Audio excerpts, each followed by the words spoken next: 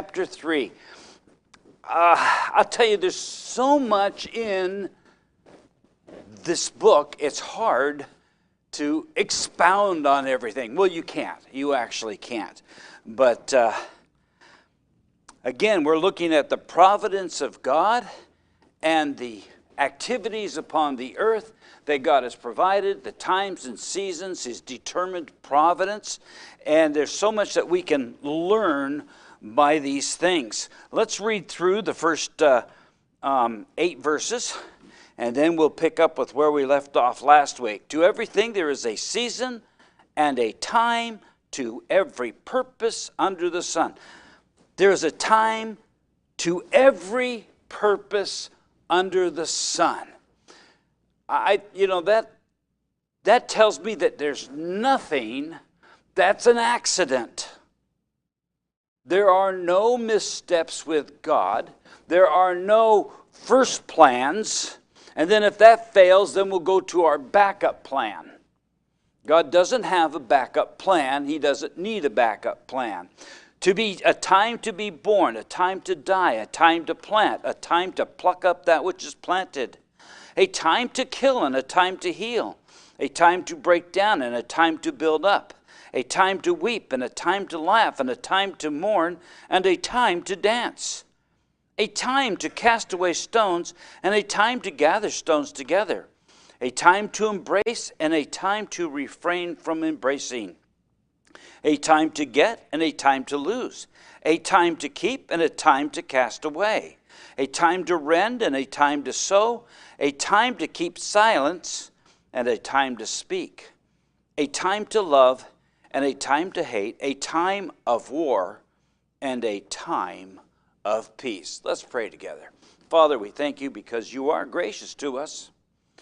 We thank you that all things are set, and that you, by your eternal providence, works all things according to thy will, and that you have set your love upon thy people. Father, as we study these things this morning, why we learn more about thy grace, even upon the wicked. In Jesus' name, amen. All right, we are down to verse 6. A time to get and a time to lose, a time to keep and a time to cast away. A time to get. We're all for the getting, aren't we? Let's get it while we can, right? The word to get means to lay up for oneself for an intended use. So there are times when we gather things together for intended uses that are necessary to us. The first thing that came to my mind when I was thinking about this was Proverbs chapter 6, verses 6 through 8. And he talks about the sluggard. He says, "Go to the ant, thou sluggard." Why would the sluggard go look at the ant? Well, he explains it here. "Consider her ways and be wise, which having no guide, overseer, or ruler, provideth her meat in the summer and gathereth her food in the harvest." There is a time for gathering, a time for getting. The ant goes out, and now I don't know around here. I know that we got the little sugar ants, and you probably got little red fire ants around here somewhere. But up there in North Idaho, you can go out in the woods. You'll be walking through the woods, and you'll come across this big, large heap, this tall, of debris that has been, you could tell it's been purposely piled up. And if you take a really close look at it, it's full of wood ants. And they're about 3/4 to an inch long. They're a fairly large ant. And they have heaped up a huge nest. And you'll run across them in the woods. And they do have big pinchers on them, but they aren't aggressive. They aren't going to attack you, and when they bite you, it may pinch a little bit, but you're not going to burn like a little fire ant does. These go out and they gather their food in the summertime. And then in the wintertime, they go deep in their nest and they have their food for the winter. So there's this idea of gathering these things in the summertime when food is readily available. This laying up for oneself is to do this when it's readily available. This is certainly applicable, and we're talking about these seasons that are under the sun. These are seasons that God gives man to gather in and to prepare for those times when things become sparse. You've all heard the saying, getting while the getting is good, or getting while the getting is good, right? Why? Because that's the convenient season to do it. What's that? It's available. Avail yourself of it. Grandma. We got some grandmas here. But we're talking about going back about 40, 50, 60, 100 years. I don't know. We're all getting old. I'm going, 100 years wasn't that far long ago, you know. But they would can. They would have large gardens. And then they would, at the end of the harvest, they would gather in and they would have their big cooking pots and they would sterilize all their jars and then they would can their garden. We still have folks that do that today. I'm just saying that most of us, you know, we've been cityfied and we don't, cityfied, I guess. I don't know if that's a good word or not, but we don't have large gardens and things of that nature.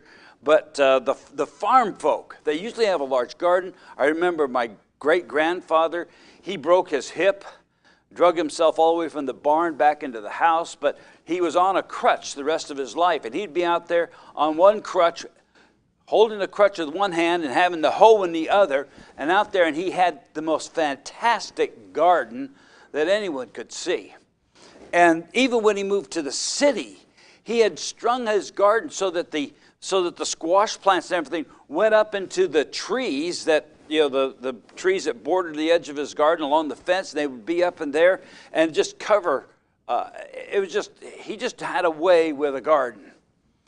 But they would take your plants, then you would can them, and then they lasted you through the winter and into the spring in time, and they would last through until the harvest time, when you would then gather again, can, and then it would supply you again through that season when you didn't have fresh canned fresh vegetables. Some of your vegetables, the things that you canned more than what you used, and it would extend. So there's this bringing in, this gathering while you're able to do so. Getting while the getting is good, because what happens if there's a drought and what you plant produces little?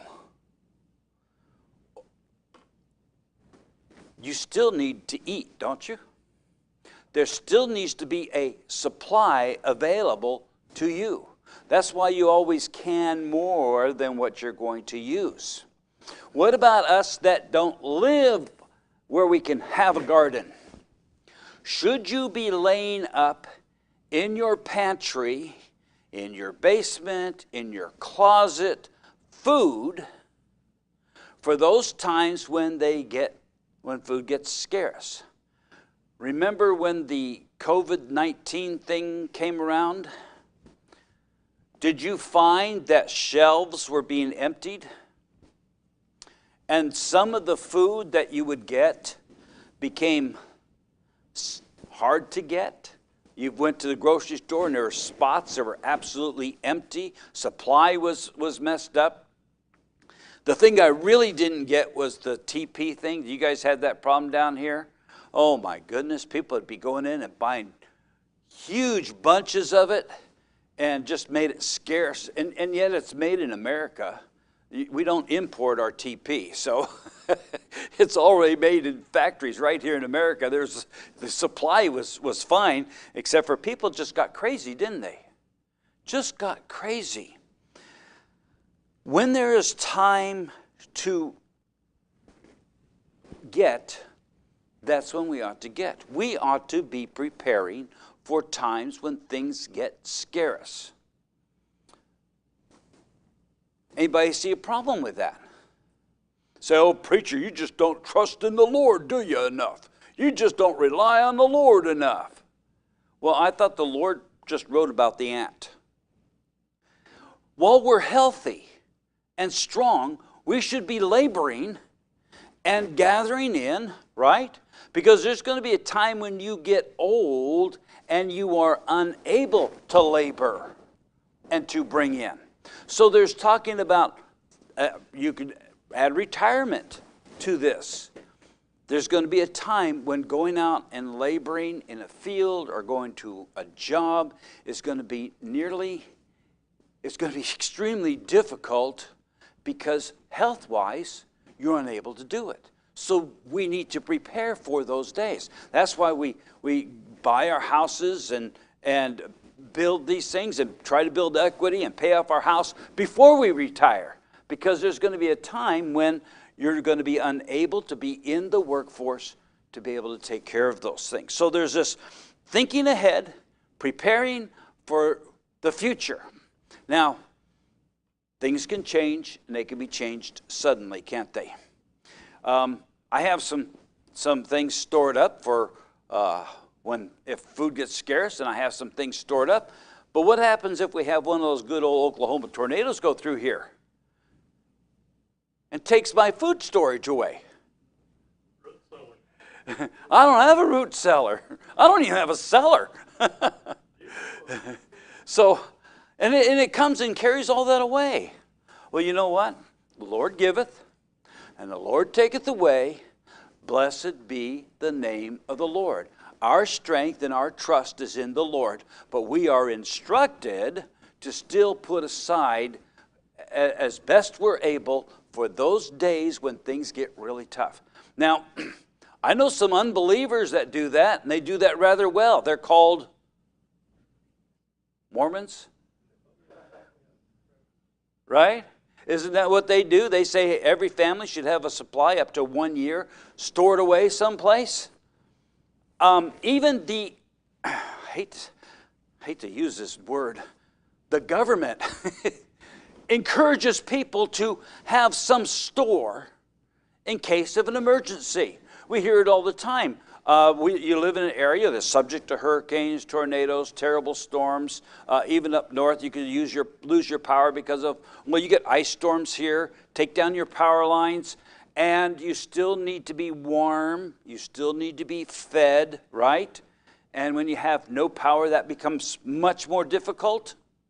So should we not be prepared for those occasions? Isn't that what this is saying? Well, it says a time to get. So there's a time to get. Get while the getting is good applies. But not to get for the purpose of greed and vice. There are people who, that's what they do. They gather those excessive amounts for greed purposes. You know, we should gather enough just not only to take care of us, but to help somebody else who may need it. You know, you can live for a long time on rice and beans. And a good supply of that, you can save the good stuff for yourself, but to help somebody else with the rice and beans, right? You know, it's a good thing to save up too. Salt. You ever had rice and beans without salt? So you got to think about those things. But we should be able to, and plan on being able to help others who were not as wise as we, following the scriptural directions to get while the getting is good, while there is a time to get. And we ought to be doing that and supplying up so that we can, not with greed, but be able to help others as well. And there's all sorts of things involved in that we're not going to get into. That's not the purpose. But greed and vice are not something to hoard at all. Matter of fact, we should not hoard at all for the purpose of greed and vice. But rather in preparation for those times of scarcity that might come upon us, and the inability to gather is greatly hampered by injury or old age. Two things that we're admonished to get, whether we be believers or unbelievers. Get wisdom, get understanding, Forget it not, neither decline from the words of my mouth. Now let me ask you, is there a wisdom that is applied in this world, worldly wisdom, that is beneficial for our welfare? Did we not just read about the ants? A wise man can learn from the ants. The wise man can learn from nature. And God gave man the ability, whether he be a believer or not, this is not incumbent that only the believer can see that. This is given in nature. It's natural evidence. It is natural light that God gives men to be able to see these things and determine these things, because these are things that are done under the sun. And man knows that he ought to be gathering and preparing for those days when he cannot have it or cannot get it. So he is to get wisdom and get understanding. Let me ask you, how many of you know how to build a fire? Is there not some degree of wisdom involved in doing that? You just don't put a big hunk of wood, lay it out there, and try to hold a match under it to get it started. It takes, there's the kindling, there's the how many know how to do this in the wood without paper? You know, many of us do. You know, the little fine mossy stuff that's out there. What about the sap that comes, you know, your pine trees and stuff. Do you have pine trees? There are some pine. I remember seeing some pine trees. But I don't know if the oak puts out sap the way that a pine tree does. But you could take the sap off of the pine tree and some pine cones and some pine needles. And I'm reflecting on where I came from. You know, and build your fire. It starts out small and grows. How many can do a fire without having a match? A little more skill. A little more wisdom. I just happen to have a little flint and magnesium that is tucked away in my emergency stuff. So these things involve some practical wisdom that we can use. Wisdom is the principal thing, therefore get wisdom. With all thy getting, get understanding. There is wisdom and practical knowledge that's available to the unbeliever. So it's under the sun. That's what we're talking about. Under the sun that they can use. And the word and nature teaches us that we ought to be gathering and preparing for those times that can come upon us. Then it says there's a time to get, but then there's a time to lose. Yeah, should we all be a bunch of losers? Only at the appropriate time, right? Losing here is not an accidental losing of an item. In that case, I'm in trouble. How many of you, no, only me, I'm sure. You're working on your car and you've got your wrench and you're using your wrench and you set it down, and then 3 minutes later you need your wrench and you start looking for it. And you can't find your wrench. And you're looking high and low, and it's just, you're ready to pull your hair out because you just had it in your hand. I'm the only one that does that? No, I see some other smirking. Yeah, I know what you're saying. I've done that too. And then you go back and there it is. So it still is in the place where you left it. And it's like, I looked 4 times right there and I still didn't see it. This losing is not the accidental losing of an item, but rather the tossing away, the getting rid of it, the giving up of an intentional casting away of something. In other words, it's time to get rid of it. You've had it too long. Going back to the pantry. You're going through the pantry and you see these old pickles up there and you pull them down. Maybe not pickles, but beans or something. Because I don't know that pickles can actually mold. Can pickles mold? Because they're pickled, right? Anyways, you pull down, and you see the top, you know, they usually sucks the top down, but you see it popped up. Ticky, ticky, ticky, ticky, ticky. You know what? You're not going to eat those, are you? Because they may be full of botulism. And that would be a bad, bad thing. So what are you going to do? You're going to lose it, aren't you? You're going to toss it. Well, you know, the Bible says, love thy neighbor, even if he's your enemy.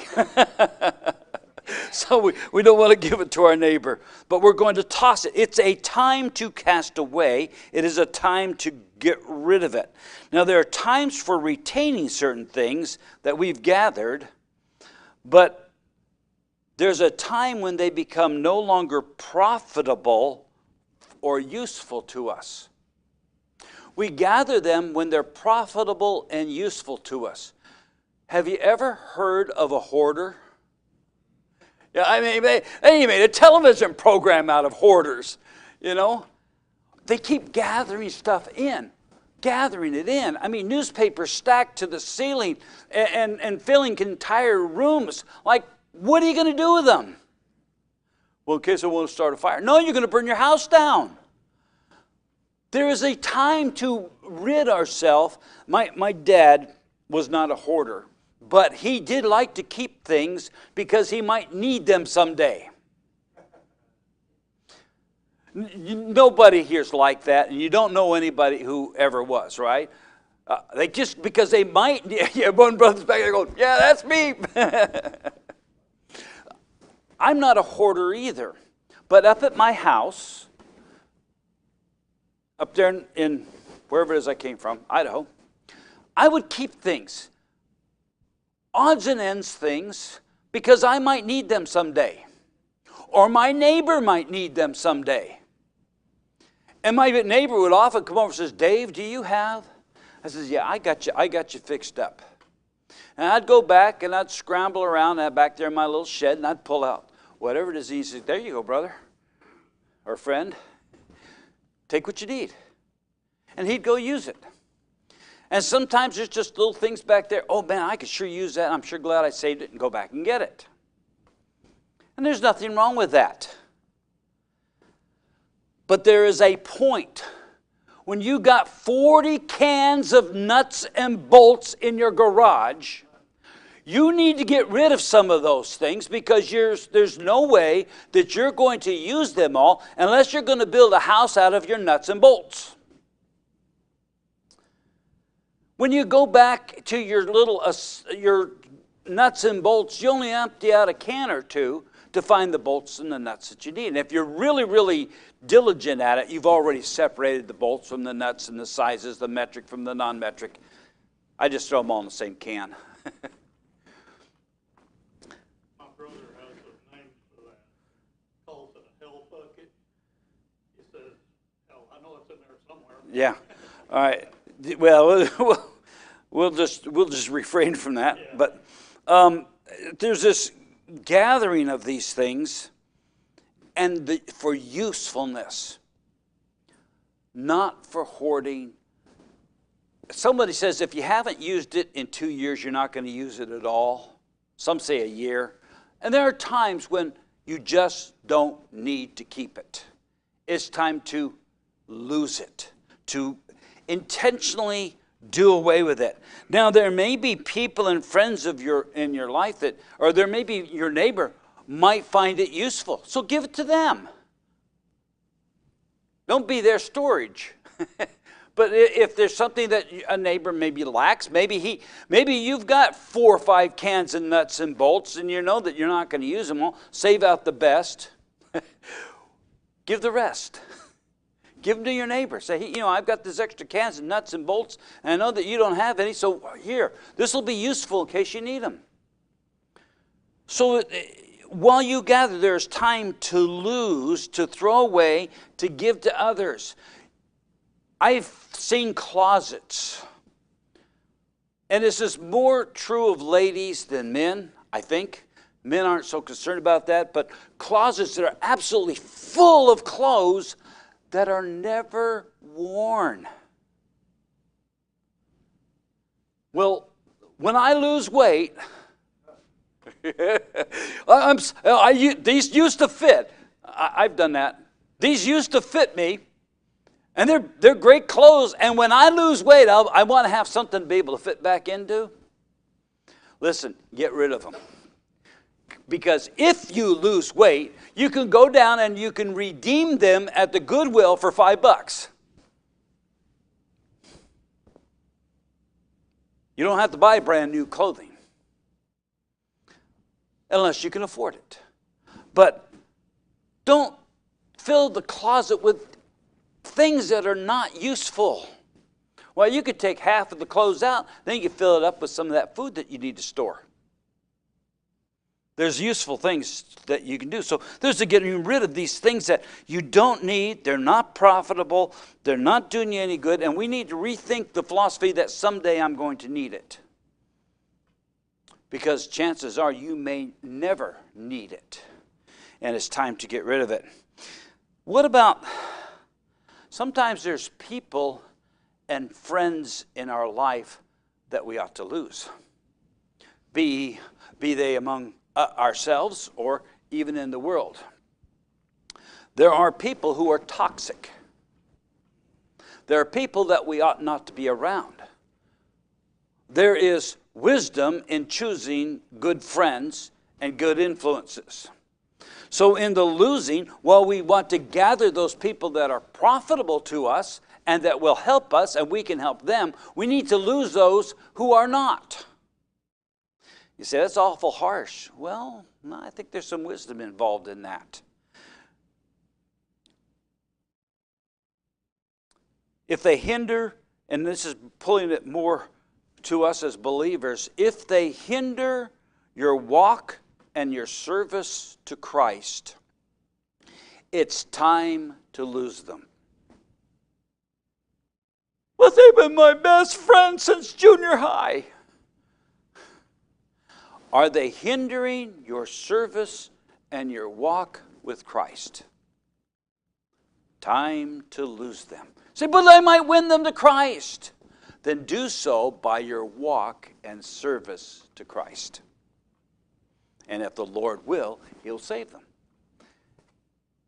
It's not dependent on you to save somebody. Whoa, big shocker there. It's not dependent on you to get somebody saved. Aren't you glad? Because if it was dependent upon you and I to get somebody saved, could we also be getting them unsaved? The work of salvation is the work of the Lord. Our responsibility is to be a testimony of Christ. And that involves leaving or losing some things in our life, then so be it. All right. Then it says in our text that there is a time to keep and a time to cast away. Well, isn't that the same thing as gathering and losing? This keeping and casting away? Well, the keeping and the casting away in this case, if we looked at the understanding, is dealing with that of clothes. It's clothing. Well, which we keep that which is good and useful to us, we need to get rid of the torn, the old, and the worn clothing. Of course, we could apply that spiritually easy enough, but even in this world, we got that which has sentimental value.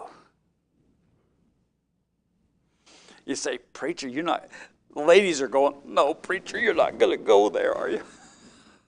Because usually they're more attached than men are. But you know what? Men can get real sentimental about things that they have too. Even if it's a hammer. Right? An old worn out hammer. A man can get, oh, my great-great-great-great-grandfather. Yeah, forged it himself. So we can set our affections on things and we can get sentimental about things that are not useful. They aren't useful. Yeah. Here you go, preacher. You're talking about that which is practical. I am one of those people that is very, my wife will tell you this, I'm very practical. I'm not very sentimental about much at all. It's just, move on. Let's go forward. Let's not put any attachments and feelings on this thing. But whatever's useful, whatever we can use, that's great. It's amazing. We're still married after 49 years. You should have seen us. Yeah. That's why her entire card collection all of the stuff, that's why it's here, and she's got her own little room with all that stuff in it.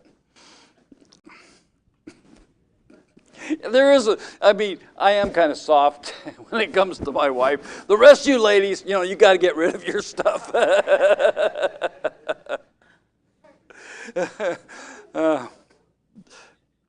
It's hard to talk about these things, it is, because we're talking about people's feelings now. And people get really upset when you talk about their feelings, especially if you tell them that they shouldn't have feelings like that. We need to be careful about our sentimental attachments to the things of this world, the temporal. And I'm not saying that we should abandon all sentimentality. I'm not saying that at all. But we need to be careful in that, because our sentiments can hinder us in serving Christ and in using what God has given us in ways that would be pleasing to Him. It can hold us back. So we need to be very, very careful. Now, let me see where I am in my notes so I don't get too messed up here or get myself in too much hot water. A time to keep and a time to cast away. These are things that are true also on a national level. We can apply it there. There are times when, as a nation, we have been friendly with certain countries, but because of change in attitudes or changes in their policies, we have said as a nation, no, we're not going to be friends with you anymore. And there are times when we have been friends or allies in a common enemy. Think of World War II. Russia and America were allies in World War II against Germany. But does that relationship still stand today? No, it doesn't. So these things change. These things, there's the casting away and there was the keeping. So we need to also remember that these things apply on a national level as well. These things are also true with God. He gathered Israel together. He created a nation out of the loins of Abraham. He made a covenant with him and promised that he would make them a great nation. And God granted him lands and sealed it by a covenant. In 2 Kings 13:23, it says, "And the Lord was gracious unto them, and had compassion on them, and had respect unto them, because of the covenant with Abraham, Isaac, and Jacob, and would not destroy, neither cast he them from his presence as yet." As yet. And while at this time God did not cast away Israel, and that is, he's talking about the 10 tribes, and we see that he did not, we see that he did send them into Assyrian captivity. And in Judges 15 and through 17, it says, "And he found a new job." Oh, wait a minute here. That's a different subject. Same subject, different. Sometimes my notes run together. So there's times when he took Israel and he cast them out of the land because they would not serve the Lord. There is a casting away and there is a gathering, a time to keep, a time to cast away and put from us. There are things that we don't need. Time to get rid of them. An example of such is Samson. In Judges 15 through 17 says, "And he found a new jawbone of an ass, and put forth his hand, and took it, and slew 1,000 men therewith. And Samson said, With this jawbone of an ass, heaps upon heaps, with the jawbone of an ass I have slain 1,000 men. And it came to pass, when he had made an end of speaking, that he cast away the jawbone out of his hand, and called the place Ramathliah." That which was useful to Samson became obsolete. Once it was used for the purpose that it was in, well, who would think that the jawbone of an animal would have been any use to anybody? And yet with it, Samson slew 1,000 men. But when he was done with it, he threw it away. It lost its usefulness. It was useful in the hands of Samson. Do you think I or any one of you here could have picked up the jawbone and done what Samson did with it? Maybe one.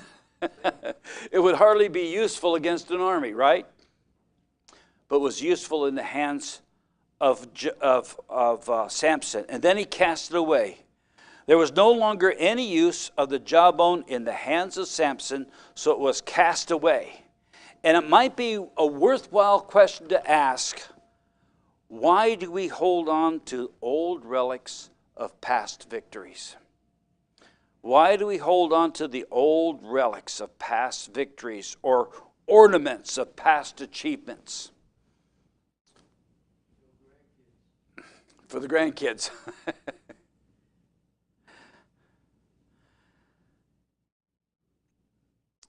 You know, they could become a stumbling block to ourselves.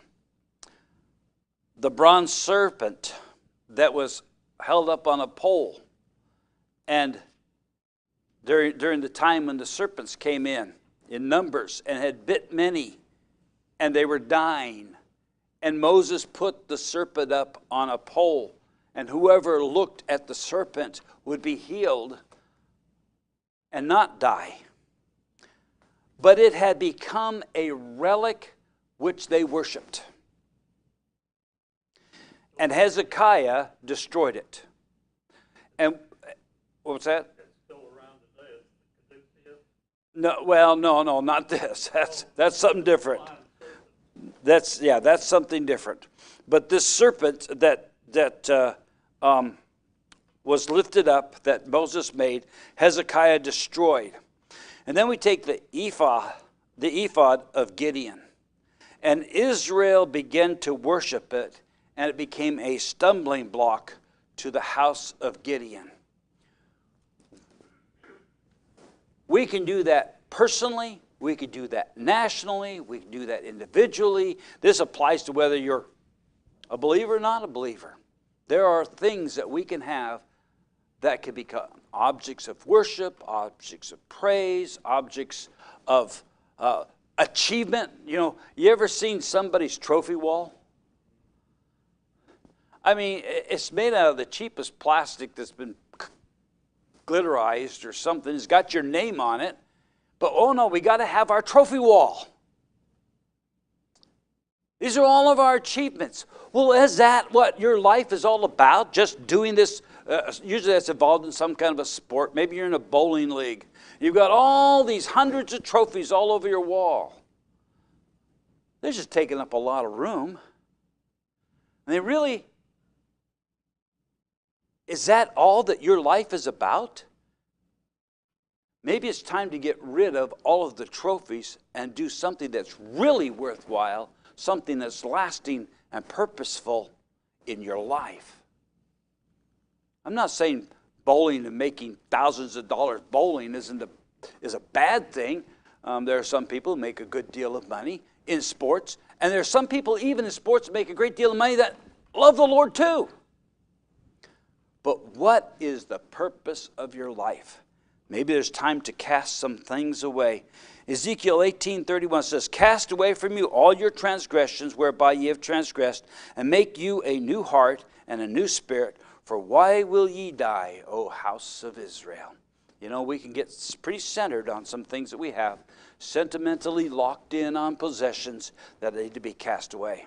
This also reminds us of the New Testament teaching in putting off the old man and putting on the new. Again, that illustrates that of clothing, the tearing off, the ripping away of the old man and putting on the clothing of the new man.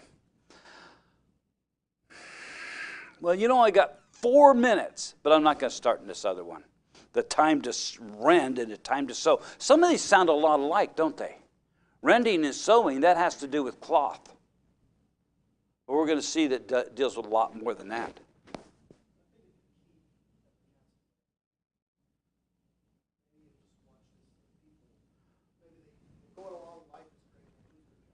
Uh-huh. The things that they decide to keep and the things they decide to cast away during that hard time is very puzzling to watch. Yeah. They keep the Corvette, sell the minivan. You know, they sacrifice to keep things that they should be probably getting rid of.